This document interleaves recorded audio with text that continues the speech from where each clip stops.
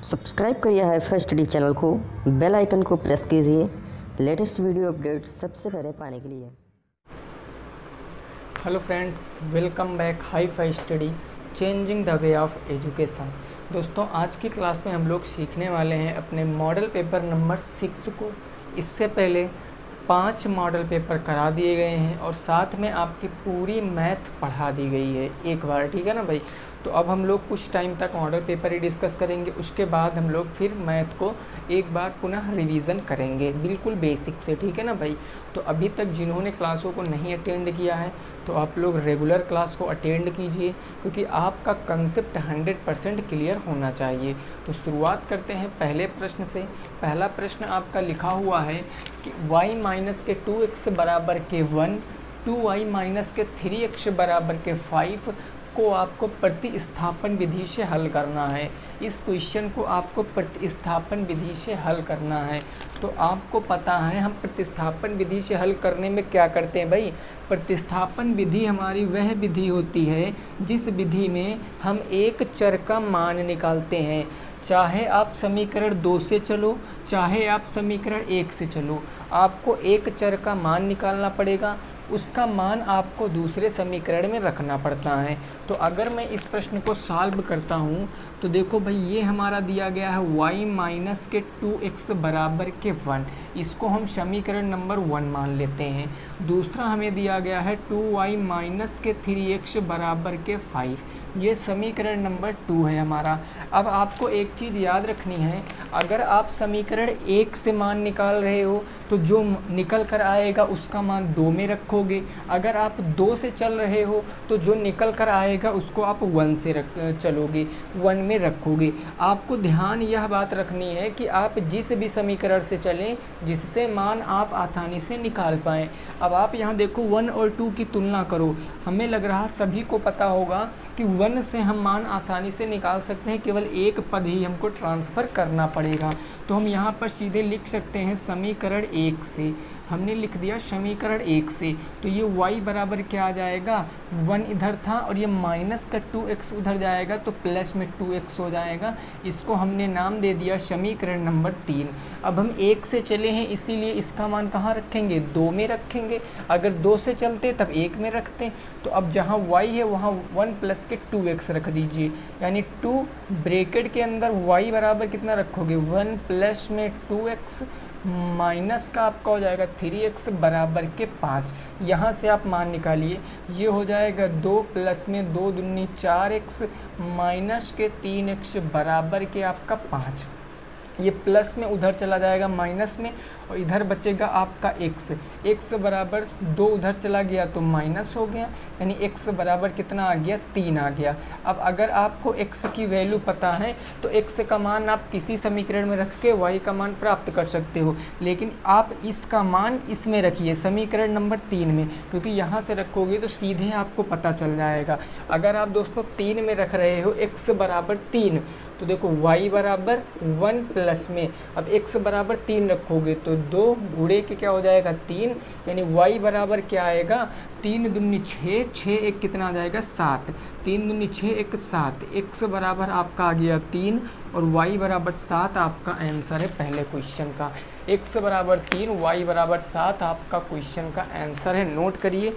Next प्रश्न पे पहुँचेंगे, प्रश्न संख्या नंबर 2 पर। इसको नोट कर लीजिए, फिर दूसरे प्रश्न पर पहुंचते हैं। ठीक है भाई, क्लियर हो गया पहला क्वेश्चन। चलो अगला प्रश्न देखते हैं, दूसरा नंबर।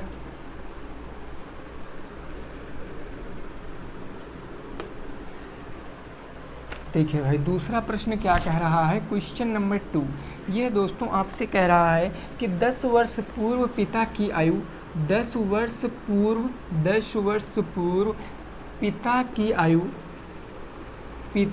आयु पुत्र की 10 वर्ष पूर्व पिता की आयु पुत्र की कितनी थी दोस्तों, तो पुत्र की 5 गुनी थी, पुत्र की 5 गुनी थी। फिर कहा गया 20 वर्ष बाद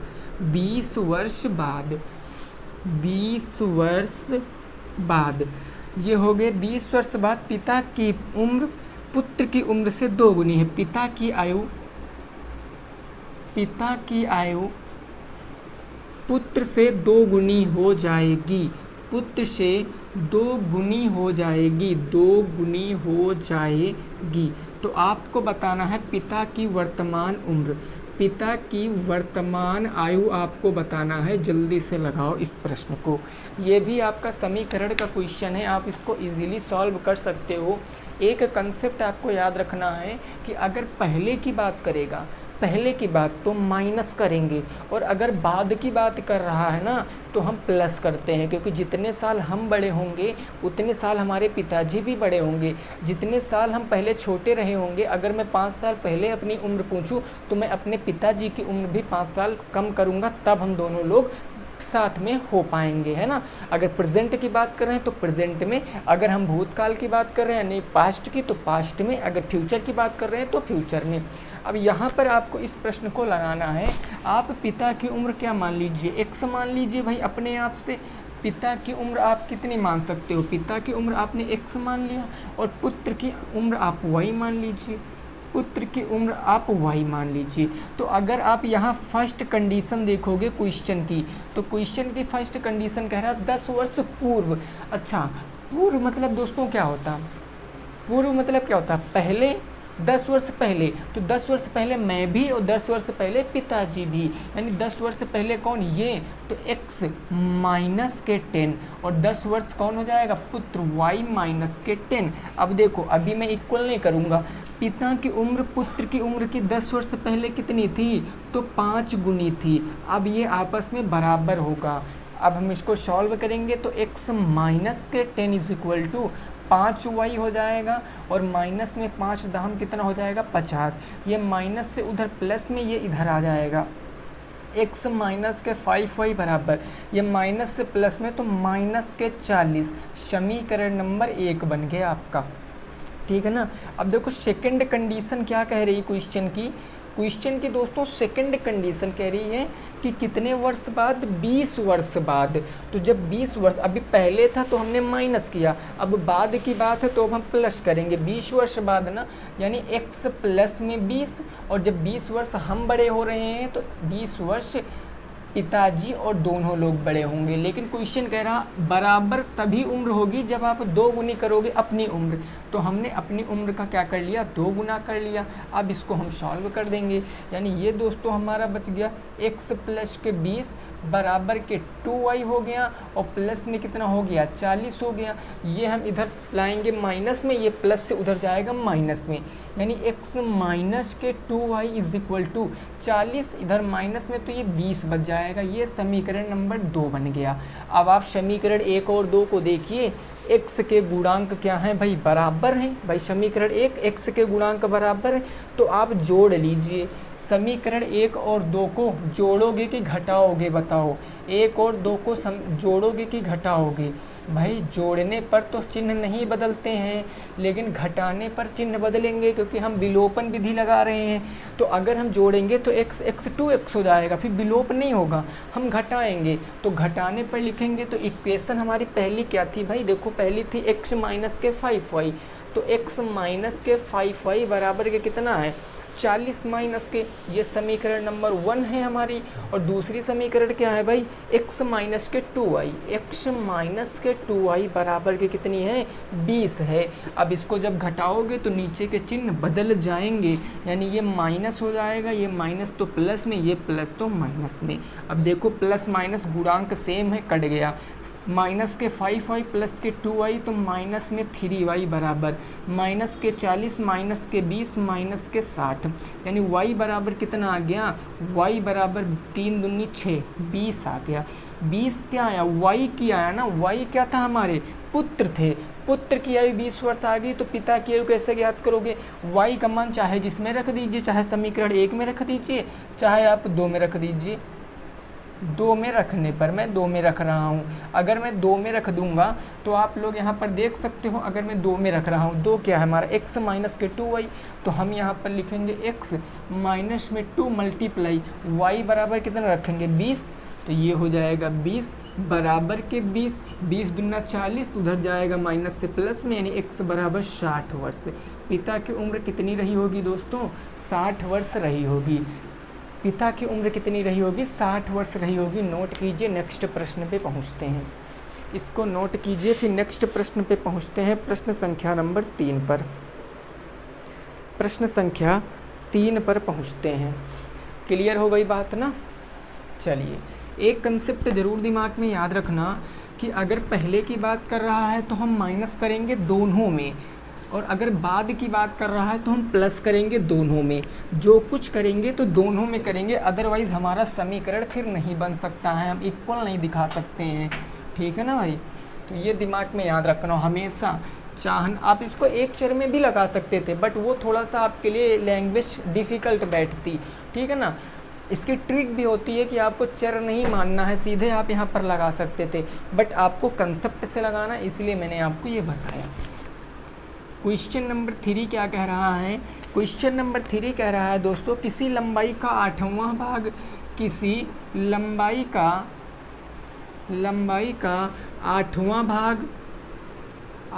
भाग और कौन सा भाग है भाई? 12वां भाग मिलकर, और 12वां भाग मिलकर 80 मीटर है। 12वां भाग मिलकर 80 मीटर है। तो आपसे पूछे है लंबाई क्या है? तो लंबाई आपसे पूछे है कि लंबाई बताओ। ये प्रश्न है आपका, जल्दी से बताओ। किसी लंबाई का 8वां भाग और 12वां भाग मिलकर 80 मीटर हो जाता है, तो आपको लंबाई बतानी है। बिल्कुल नॉर्मल सा प्रश्न है, आप इजीली इसको सॉल्व कर सकते हो। भाई देखो, हमें जो चीज़ नहीं पता होती है उसको हम मान लेते हैं। हम यहाँ पर मानेंगे कि माना हमारी लंबाई कितनी है, माना लंबाई हमारी x है, x हो गई लंबाई। अब x का कौन सा भाग? 8वां भाग। अब अगर आप प्रश्नानुसार चल रहे हो भाई, पॉइंट टू पॉइंट समझते रहना। अगर आप प्रश्नानुसार चल रहे हो तो 8वां भाग, x का कौन सा भाग सर? 8वां भाग। तो x का 8वां भाग, और मिलकर किससे मिलकर? 12वें भाग से। कितना योग हो जाता है? 80 हो जाता है। बस बन गया। अब इसको सॉल्व करोगे तो 12 8 का लासा कितना आएगा भाई? 96, और 24 भी आ सकता है, तो ये 24 हो गया। 8 तिरिक 24 और 3x ये आ गया, प्लस 12 दूना 24 और ये 2x आ गया, बराबर में कितना आ गया सर? 80 आ गया। ये कितना हो गया? 5x बराबर कि 26 24 है ना भाई, यहाँ पर 24 आपका बटे में उधर जाएगा गुणे में, यानी 80 गुणे के क्या हो जाएगा? 24 हो जाएगा। और ये 5 आपका गुणे में था तो इधर आपका बटे में हो जाएगा। तो अब यहाँ से देखो 16 पंचे 80, 16 गुणे 24 करोगे तो कितना आएगा भाई? 16 चौके 64 के 4, हासिल आ गया 6, 16 दूना 32, 6 38, 384 मीटर आपका जवाब है। 384 मीटर क्या थी? आपकी लंबाई थी, जिसका 8वां भाग और 12वां भाग मिलाकर अगर जोड़ोगे तो 80 मीटर आएगा। ये आपका राइट आंसर है, नोट करिए इसको। ये आपका राइट आंसर है, इसको नोट कीजिए। 384 मीटर आपका क्या हो जाएगा? सही जवाब हो जाएगा। ठीक है ना भाई? क्लियर हो गई बातें? चलो अगला क्वेश्चन देखते हैं। अगला क्वेश्चन 4 नंबर, क्वेश्चन नंबर 4।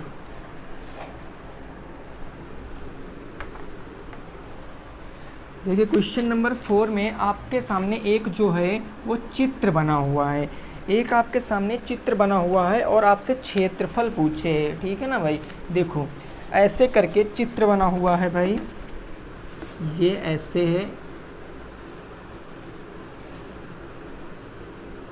ये ऐसे करके आपका चित्र बना हुआ है।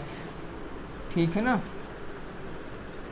और यहाँ पर आपका दिया गया है ABCD, ABC और D। ये आपकी दी गई है 20, ये आपकी दिया गया है 25, और आपसे पूछे हैं कि समलंब का क्षेत्रफल बताओ। प्रश्न है आपसे, क्वेश्चन है आपसे कि समलंब का क्षेत्रफल बताओ। दिए गए चित्र में समलंब का क्षेत्रफल बताओ। दिए गए चित्र में समलंब का क्षेत्रफल बताओ। समलंब का क्षेत्रफल आपको बताना है। क्षेत्रफल बताओ, लगाओ इस प्रश्न को, इस प्रश्न को लगाओ और बताओ आंसर क्या आएगा। इस चित्र में आपको समलंब का क्षेत्रफल बताना है भाई। ठीक है ना। देखो आपको पता है कि समलंब का क्षेत्रफल एक्चुअल में होता क्या है भाई। समलंब का क्षेत्रफल हमें पता है कि सर क्या होता है, 1/2 ब्रैकेट में b1 प्लस b2 और गुणे के क्या होता है, हाइट होता है। b1 b2 आपके समांतर भुजाएं होती हैं, b1 b2 आपकी दोनों समांतर भुजाएं होती हैं। अब आपको हाइट नहीं पता है, तो हाइट पता करने के लिए आप पॉइंट B से यहाँ पर एक लंब डालोगे, पॉइंट B से यहाँ पर एक लंब डालोगे। सॉरी, ये आपका भाई 13 भी दिया गया है ना, ये आपका 13 दिया गया है, वो 13 दिया गया है, ठीक है ना। ABCD, तो यहाँ से आपने लंब डाला तो ये जो 20 यानी ये तो आपका स्क्वायर बन गया ना। ये AB अगर इसका आप नाम E रख लेते हो तो ABED आपका स्क्वायर बन गया।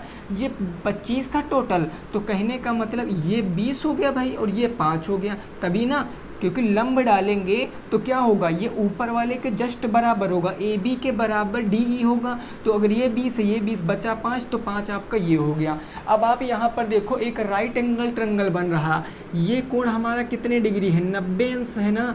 अगर ये 90 अंश है तो ये भुजा क्या हो जाएगी, कर्ण हो जाएगी, और ये भुजा आपकी क्या हो जाएगी, लंब हो जाएगी। ये भुजा आपकी आधार मान ले, अगर एंगल इसको मानोगे तो ये लंब, अगर एंगल इसको मानोगे तो ये आधार हो जाएगा भाई। और ये आपके लंब हाइट कितनी आ जाएगी, बोलो ये हाइट कितनी आ जाएगी।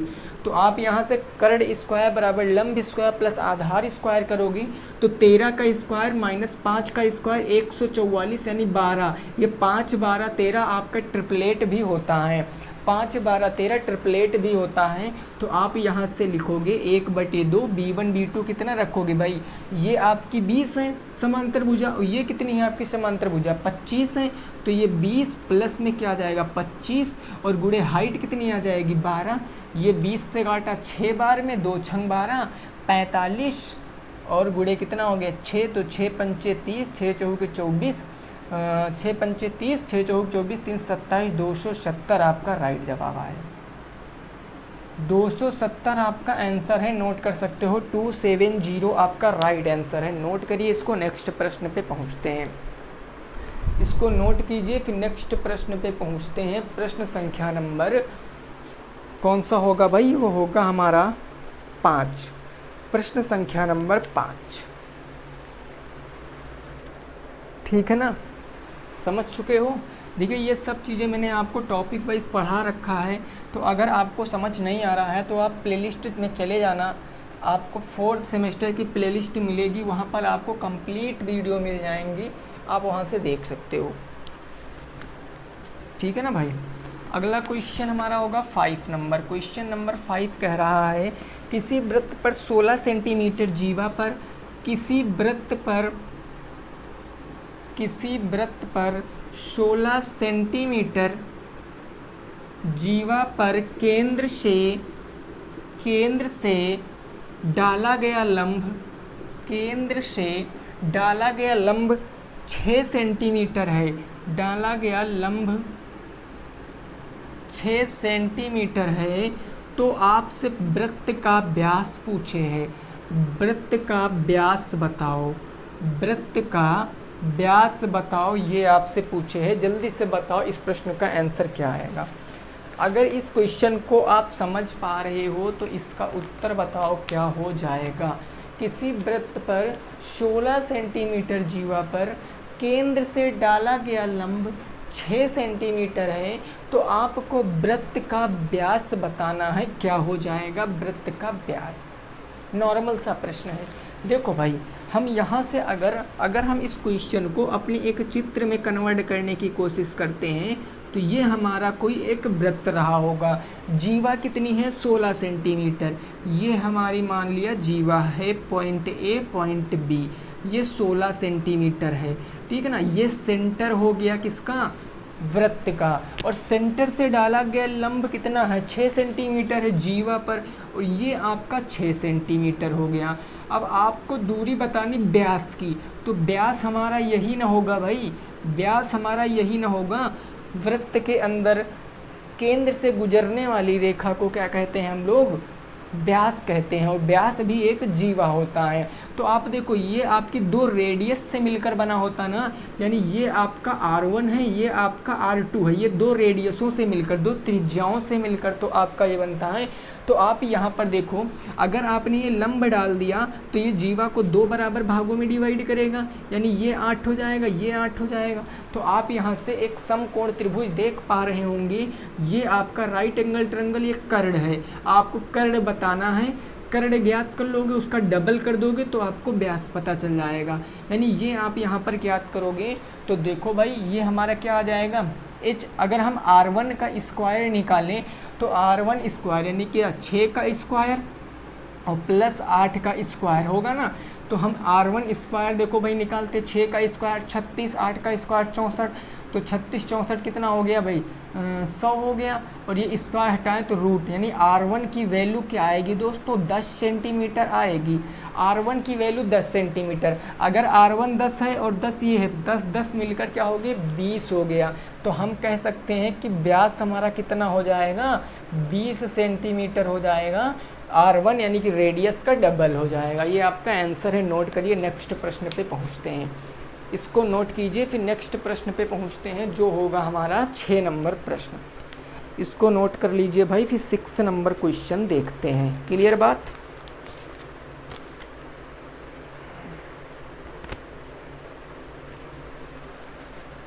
ओके चलिए, अगला प्रश्न होगा कौन सा भाई हमारा 6 नंबर प्रश्न होगा। 6 नंबर प्रश्न देखिए और बताइए इसका उत्तर क्या आएगा।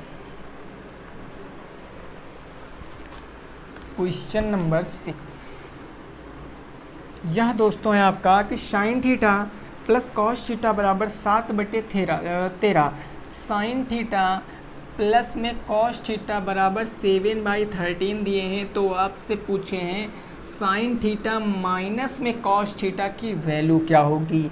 और हमने आपको बता रखा है, प्रूव भी कर रखा है कि सीधे आप कौन सा फार्मूला लगाओगे। तो आप यहाँ से बता सकते हो कितना आंसर आएगा। भाई देखो कुछ नहीं है तो 1 मान सकते, कुछ नहीं तो 1 मान सकते हैं, है ना। तो हम फार्मूला कौन सा लगता है हमारा, रूट के अंदर क्या लगता है a square plus B square minus C square. A होता है ये, बी होता है ये, सी होता है ये। तो अब आप इसको सॉल्व करोगे, ए क्या है 1 का स्क्वायर प्लस में 1 का स्क्वायर माइनस में 7/13 का स्क्वायर।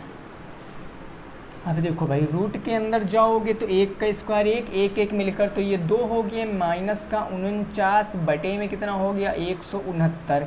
169 दुगना माइनस कर दीजिए, 2 गुना करके माइनस के 49 कर दीजिए। तो 2 9 18 के 8 कैरी 1 6 दूनी 12 1 13 हो गया भाई, 9 दूनी 18 6 दूनी 12 1 13 2 1 कम तो 1 3, 338 माइनस के 49 और बटे में क्या हो जाएगा 169 हो जाएगा। अगर इसको आप सॉल्व करोगे तो रूट के अंदर कितना बचेगा भाई 18 में से 9 जाएगा तो 9 बच जाएगा, 2 में से 4 जाएगा नहीं, 12 में से 4 जाएगा तो 8 और ये बच्चा 2, 289 बटे 169। अब 289 होता है 17 का, 169 13 का, 17/13 आपका आंसर है। नोट करिए इसको, 17/13 आपका आंसर है। ये फार्मूला कहाँ से बनकर आया है तो सारी प्रोसेस मैंने बता रखी है, आप प्रीवियस वाली वीडियो देखिए, जो पुरानी वीडियो हैं आप उनको देखना है, ठीक है ना भाई। नोट करिए, नेक्स्ट प्रश्न पे पहुँचते हैं। नोट कीजिए भाई, फिर नेक्स्ट प्रश्न पे पहुँचते हैं जो कि होगा हमारा 7 नंबर प्रश्न। क्लियर बात ना? चलो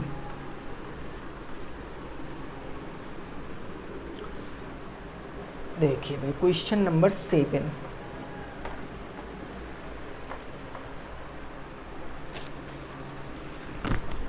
क्वेश्चन नंबर 7 दोस्तों कहा गया है कि यदि tan b बराबर आपको दिया गया है, tan b बराबर कितना दिया गया है √3। तो आपसे पूछे क्या है सर, पूछे sin b cos b का मान, sin b और cos b का मान और cos b का मान आपसे पूछे है, इसका मान क्या होगा बताओ भाई। इस प्रश्न को बताओ क्या आएगा उत्तर जल्दी से। इसमें किसी भी साथी को कोई दिक्कत होनी ही नहीं चाहिए, क्योंकि सिंपल सी बात, ऐसा क्वेश्चन मैंने इससे पहले वाली वीडियो में भी कराया था कि tan b बराबर क्या होगा भाई, लाल बटे कक्का, लंब बटे आधार होता है कि नहीं होता है, लाल बटे कक्का, यानी ये है √3 आधार है, इसके नीचे 1, तो कर्ण कितना आ जाएगा। अगर आप एक राइट एंगल ट्रायंगल बनाते हो, आप एंगल बी को लेते हो, तो मैंने माना ये बी है, ये ए है, ये सी है, ये ए है और ये सी है, तो सी हमारा 90 डिग्री हो जाएगा। तो एंगल आपने बी को लिया तो लंब क्या होगा, √3, ये होगा, आधार क्या होगा 1, तो कर्ण क्या आ जाएगा, लंब स्क्वायर प्लस आधार स्क्वायर, √3 का स्क्वायर करोगे 3 प्लस में 1 का स्क्वायर 1, √4 का मतलब 2 आ जाएगा। कर्ण कितना आ जाएगा, 2 आ जाएगा। अब आपको यहाँ साइन भी कॉस भी की वैल्यू बतानी, साइन थीटा बराबर लंब बटे में कर्ण, लंब क्या है भाई साहब आपकी √3, तो √3 कर्ण क्या है 2, तो √3/2 एक आंसर। कॉस थीटा क्या होता है भाई, लाल बटे कक्का, आधार बटे कर्ण, आधार है 1, कर्ण है कितना भाई, कर्ण है 2, तो 1/2, √3/2 1/2 आपका उत्तर है, √3/2 1/2 आपका उत्तर है। बिल्कुल नॉर्मल सा प्रश्न था, बिल्कुल ही नॉर्मल सा प्रश्न था। चलिए अगला प्रश्न होगा हमारा कौन सा सर, वो होगा 8 नंबर, ठीक है ना भाई।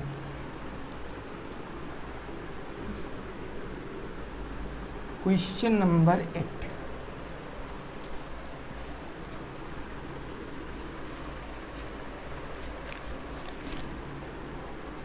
प्रश्न संख्या 8 क्या कह रही है कि 3 12 15 3 3 12 15 3 3 12 15 3 15 7 21 15 7 21 36 49 42 36 49 और 42, उसके बाद है 62 और 63 की माध्यिका बताओ।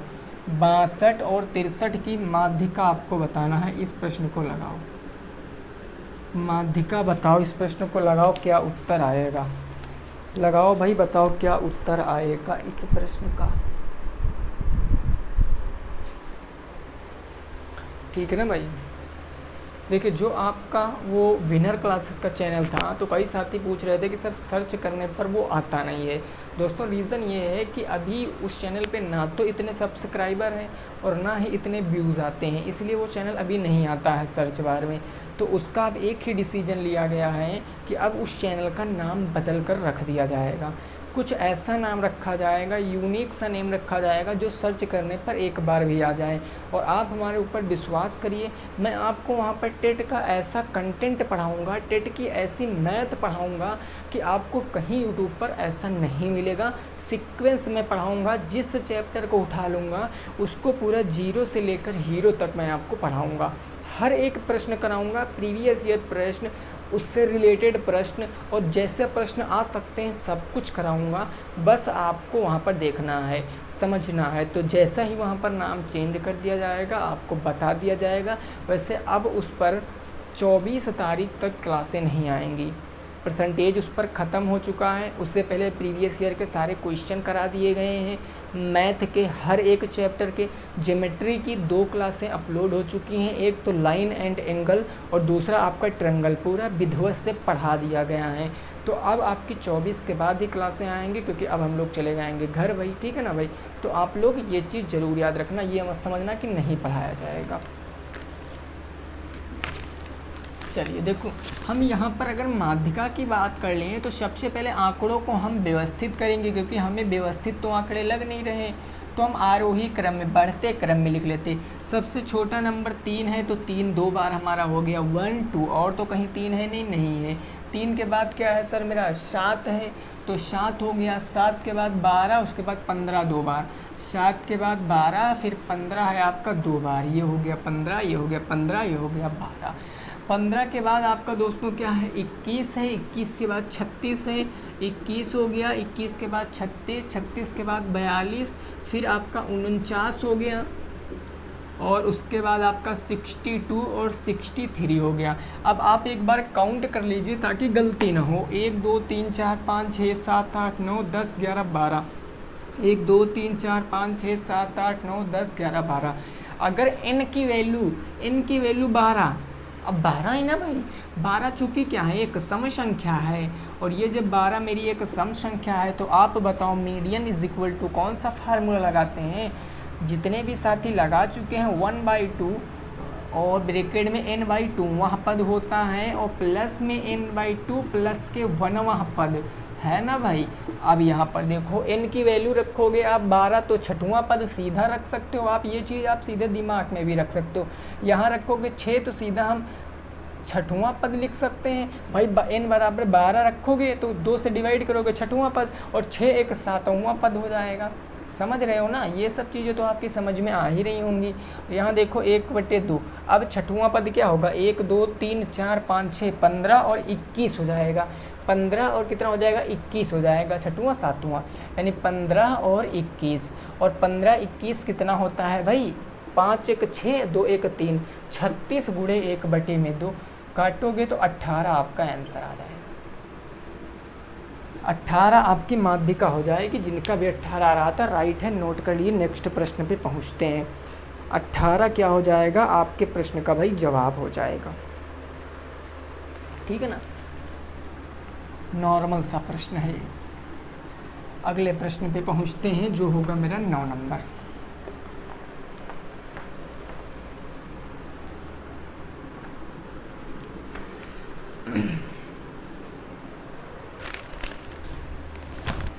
क्वेश्चन नंबर 9 दोस्तों क्या है ज़रा समझ लीजिए। ये कह रहा है कि यदि, बढ़िया क्वेश्चन है भाई, यदि 1 की पावर 3 प्लस 2 की पावर 3 प्लस 3 की पावर 3 प्लस 4 की पावर 3 और 5 की पावर 3 बराबर अगर आपको दिया गया है 2 2 5, तो आपसे वैल्यू किसकी पूछी है दोस्तों, ज़रा देखो। वैल्यू पूछी है 2 की पावर 3, 2 की पावर 3 और 4 की पावर कितना पूछे है भाई 3, और 6 की पावर, ये 4 है ना, 4 है, 6 की पावर 3 और प्लस में क्या पूछे 8 की पावर 3 और प्लस में 10 की पावर 3 का मान क्या होगा। जल्दी से लगाओ, मैं देख लूँ आपको उस तरफ साइड में दिख रहा है कि नहीं दिख रहा है ना भाई। हाँ चलिए ओके, बताओ इस प्रश्न को बताओ। ऐसा प्रश्न आपके टेट में भी पूछा जाता है, बिल्कुल कॉमन सेंस का प्रश्न है। आप देखो, आप इस क्वेश्चन को जो जिसका मान बताना आप उससे चलिए भाई, मान किसका बताना है 2 की पावर 3 ओके, और प्लस में क्या बताना है 4 की पावर 3 प्लस 6 की पावर 3 प्लस 8 की पावर 3 प्लस 10 की पावर 3। अब आप देखो कि आप कुछ ऐसी जुगाड़ लगाओ कि जो इसका मान दिया गया है भाई, सीधी बात सोचो, अगर मान दिया गया है तो इसका तो कोई ना कोई रोल होगा ना क्वेश्चन में, है ना भाई। तो अगर इसका मान दिया गया तो आप इसको इसके रूप में तोड़ो ना। कैसे सर, अगर मैं 2 की पावर 3 यहाँ से कॉमन ले लूँ, अगर मैं 2 की पावर 3 कॉमन ले लूँगा तो ये कट कर 1 की पावर कितना बचेगा 3 बचेगा, और ये 2 दूनी 4, ये 2 की पावर कितना बचेगा 3 बचेगा, 2 3 6, 3 की पावर कितना बचेगा 3, 2 चौके 8, 4 की पावर 3, 2 पंची 10, 5 की पावर 3। अब इसकी वैल्यू आपको क्वेश्चन में मेंशन किया गया 225 और 2 की पावर 3 का मतलब 2 दूनी 4 दूनी 8, 8 गुणे के 225, तो ये कितना आ जाएगा 8 दूनी 16 और 25 अट्ठे 200, 16 2 1800 आपका आंसर है भाई। 8 दूनी 1600 ये हो गया सीधा सीधा, 25 अट्ठे 200, 16 2 1800 आपका राइट आंसर है। नोट कीजिए, नेक्स्ट प्रश्न पे पहुँचते हैं, इसको नोट करिए, फिर नेक्स्ट प्रश्न पे पहुँचते हैं। नेक्स्ट होगा हमारा 10 नंबर प्रश्न। नेक्स्ट कौन सा होगा सर, 10 नंबर प्रश्न हो जाएगा, ओके ना। चलो वेरी गुड, क्वेश्चन नंबर 10 देख लेते हैं।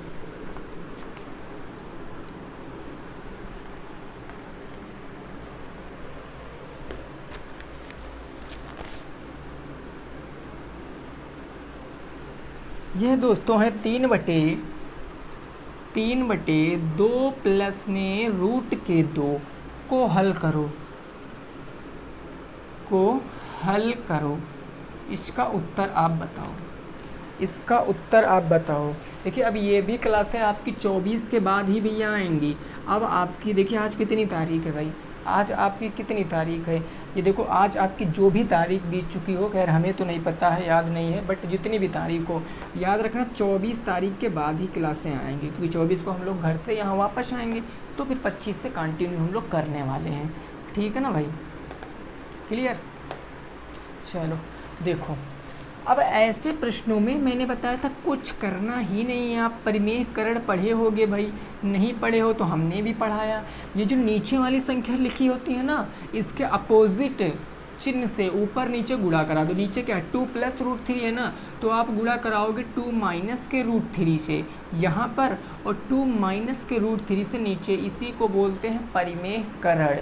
तो अब यहाँ से आप ऊपर गुणा कराओगे, 3 दूनी 6 - के 3 √3 बटे 2 हो गया आपका 4 ± √2, सॉरी ये भाई √2 है ना, ये भैया √2 है, गड़बड़ हो जाता अभी मामला सब, √2।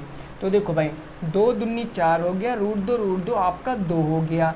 तो अब हो गया ना, अब हमें कुछ करना ही नहीं है। देखो ऊपर क्या बचा, 6 - के कितना बच गया भाई, 6 - के 3√2 बच गया, और बटे में नीचे 2 बच गया। अब आप देखो ऊपर अंश में देखो आपको 3 कॉमन मिल रहा है ना, 3 कॉमन मिल रहा है ना, तो बिल्कुल मिल रहा है, 3 मैंने कॉमन ले लिया, तो 3 दूनी 6 - के 3 से 3 कैंसिल, √2, और बड़े नीचे क्या बच गया भाई, वो बच गया 2। This is my answer. 3 bracket में 2 - के √2 बटे के 2 आपका जवाब है, नोट करिए। नेक्स्ट प्रश्न पे पहुंचते हैं, प्रश्न संख्या नंबर 11 पर। प्रश्न संख्या 11,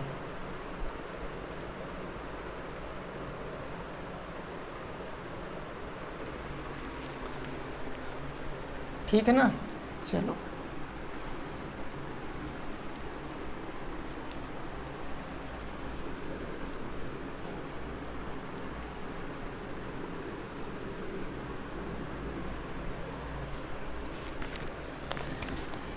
देखो भाई, क्वेश्चन नंबर कौन होगा, 11। यह दोस्तों कह रहा है कि √2n बराबर है 64, तो आपसे n का मान पूछे है। n का मान बताओ, n का मान बताओ, इस प्रश्न को लगाओ, n का मान बताओ। √2n बराबर 64, तो n का मान आपको बताना है। n का मान भाई देखो, आपको सीधी बात पता है कि अगर हम स्क्वायर रूट, अगर किसी संख्या के ऊपर ये स्क्वायर रूट का चिन्ह लगाएं, तो हम इसको ऐसे भी लिख सकते हैं 1/2, क्योंकि यहाँ कुछ नहीं है, मैंने 1 है, तो ये आता है नीचे, तो 1/ कितना हो जाता है, 2 हो जाता है। ये 1/ कितना हो जाएगा, 2 हो जाएगा। क्लियर बात। अब इसी को हम ऐसे बना देंगे भाई, देखो ये हमारा 2 एज इट इज़ रहेगा, n ऐसे हो गया ना। अब ये हटाएंगे तो इसके पावर कितनी चढ़ जाएगी, 1/2 हो जाएगी, और बराबर कितना आ जाएगा, 64 आ जाएगा। अब देखो पावर के ऊपर पावर, मतलब पावरों का मल्टीप्लाई, तो n/2 हो जाएगा। 2 की पावर n/2, 2 की power n/2 is equal to, मैं 2 की पावर 64 को मैं 2 की पावर क्या लिख सकता हूँ, 2 दूनी 4 दूनी 8 दूनी 16 दूना 32 दूना 64, 2 की पावर 6 लिख सकता हूँ भाई, तभी तो 2 दूनी 4 दूनी 8 दूनी 16 दूना 32 दूना 64, 2 की पावर 6। अब देखो बेस इक्वल हैं, बेस इक्वल तो छोड़ सकते हैं, यानी n/2 सीधे बराबर हो जाएगा 6 के, तो n बराबर 6 दूनी 12 आपका आंसर हो जाएगा, n बराबर 12 होगा आपका। ठीक है ना भाई, नोट करिए। नेक्स्ट प्रश्न पे पहुंचते हैं, नोट करिए भाई, नेक्स्ट प्रश्न पे पहुंचते हैं, सेकंड लास्ट क्वेश्चन पर, सेकंड लास्ट क्वेश्चन पर पहुंचते हैं। देखिए आपको पता है आपके पेपर में 18 क्वेश्चन आते हैं, तो मैं आपको 13 कराता हूँ, क्योंकि 5 बहुविकल्पी वो मैं छोड़ देता हूँ, क्योंकि बहुविकल्पी भी इन्हीं बेस पर आधारित आते हैं। उसमें तो सीधे फार्मूला ही पूछ लेता है कि a × a अगर है तो a की पावर कितनी हो जाएगी, तो पता है ना। तो क्वेश्चन नंबर 12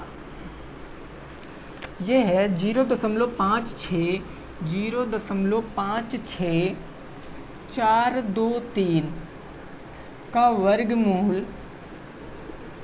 का वर्गमूल दशमलव के 4 अंकों तक ज्ञात करो। वर्गमूल दशमलव के 4 अंकों तक ज्ञात करो। दशमलव के 4 अंकों तक ज्ञात करो। लगाओ इस प्रश्न को, इस प्रश्न को लगाओ भाई। देखिए अब आपको पता है कि हम 4 अंकों तक कब ज्ञात कर सकते हैं, जब हमारे पास 4 जोड़े होंगे। भाई 4 जोड़े होंगे तभी ना हम 4 अंकों तक ज्ञात कर पाएंगे। तो यहाँ पर देखो 1 2 जोड़े तो 3 भी पूरे नहीं बन रहे, तो हम बना सकते हैं, क्योंकि हमें सीधे पता है कि अगर शत दशमलव लगा है तो हम कितने भी पॉइंट लगा लें कोई फ़र्क नहीं पड़ता है। यानी 0.5 6 4 2 3। अब हम कितने जीरो लगा लें भाई, एक जोड़ा तो ये बन गया, एक जोड़ा ये बन गया, जीरो लगाएंगे तो 3 जोड़ा, फिर डबल जीरो लगाएंगे तो 4 जोड़ा। अब हम आगे नहीं करेंगे और दशमलव की संख्याओं को हम भाग विधि से ज्ञात करते हैं। पहला है आपका दशमलव लगा लिया मैंने, 56 है तो कितनी बार 7 से जाएगा ना, 7 7 49, 8 से तो 64 ज़्यादा हो जाएगा, तो 7 7 ये मेरा हो गया, 7 7 कितना हो गया भाई 14 हो गया। 6 में से 9 जाएगा तो कितना बचेगा, 16 में से 9 जाएगा तो कितना बचेगा, 9 1 10 6 16 7 बचेगा, कुछ नहीं। अगला जोड़ा है आपका 42, कितनी बार चला जाएगा, कितनी बार भाई 14 पंचे 70, 5 बार हो सकता है कि चला जाए, देख लेते हैं। 5 पंजे 25 के 5 कैरी आ गया आपका 2, 5 चौके 20, 2 हो गया 22, 5 एक कम 5, 2 हो गया 7, 725। ये 5 उठा के यहाँ पर ऐड कर देंगे तो ये 145, 5 150, इधर घटाएंगे 12 में से 5 जाएगा 7, 3 में से 2 जाएगा 1, 17। नेक्स्ट जोड़ा मेरा है 30 का, तो 17 30 हो गया। अब एक बार जाएगा क्योंकि तभी तो 1501 हो जाएगा, तो 1501 ये एक उठा के भाई यहाँ पर ऐड कर लेंगे तो ये कितना आ जाएगा 1502 आ जाएगा, आएगा ना 1502। यहाँ घटाएंगे तो 0 से 1 10 से 1 जाएगा तो 9 बचेगा, 2 तो 2 से 0 हो जाएगा, 2 7 से 5 जाएगा, 7 से 5 तो 2 229। अगला है डबल जीरो, अब कितनी बार जा सकता है 1502 है, 1502 है कितनी बार जा सकता है भाई 7, 15 शते भाई कितना है 22,900 और 15 यहाँ पर भाई देखो हम एक बार ही जाएंगे, 2 बार 30,000 हो जाएगा, तो एक बार ही जाएंगे तो एक एक कम हो जाएगा, एक एक दुन्नी हो जाएगा 2, 1 जीरो 0, 1 पंचे 5, एक एक कम 1, ये एक उठा के ऐड कर देंगे। अब नीचे आप कुछ काट सॉल्व वॉल्व मत करिए क्योंकि दशमलव के 4 अंक तक तो ज्ञात कर ही चुके हो। 0.7511 आपका उत्तर है, नोट कर लीजिए। नेक्स्ट प्रश्न पे पहुँचते हैं। 0.7511 आपका उत्तर है भाई, कितना उत्तर है 0.7511। फिर लास्ट प्रश्न देखते हैं, आज की मॉडल पेपर का लास्ट प्रश्न यानी कि 13 नंबर। ठीक है भाई, चलो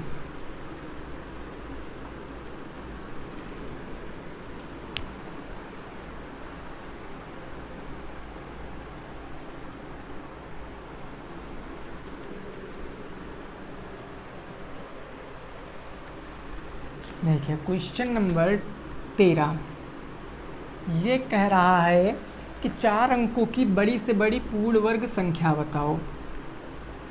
4 अंकों की बड़ी से बड़ी पूर्ण वर्ग संख्या बताओ, पूर्ण वर्ग संख्या बताओ। इस प्रश्न को लगाओ भाई, इस प्रश्न को लगाओ। कल मैंने छोटी से छोटी पूछा था, यहाँ मैंने बड़ी से बड़ी पूछ लिया, कोई दिक्कत नहीं, आसानी से लगा पाओगे।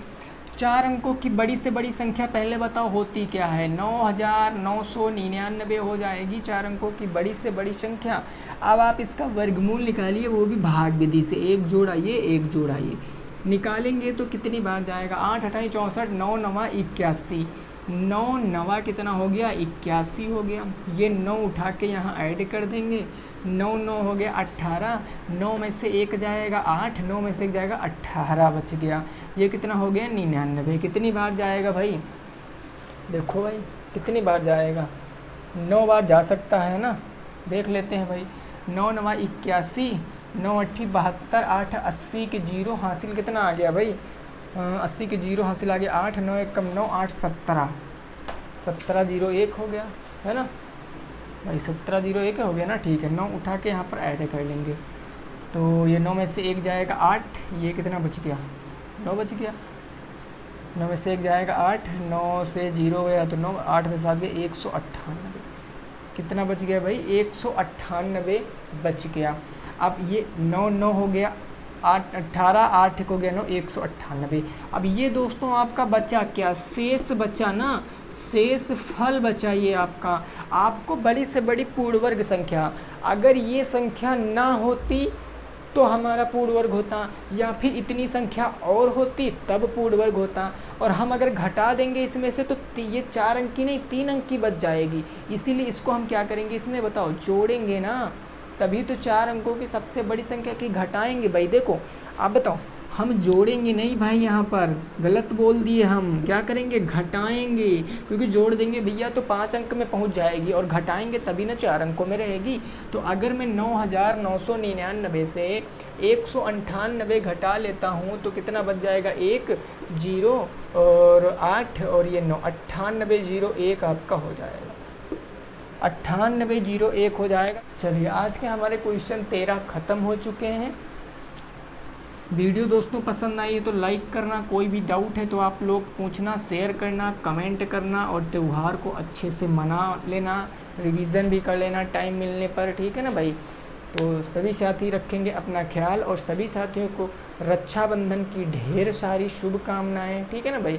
तो मिलेंगे हम लोग अब 24 के बाद। तब तक के लिए सभी साथियों को जय हिंद, जय भारत और वंदे मातरम।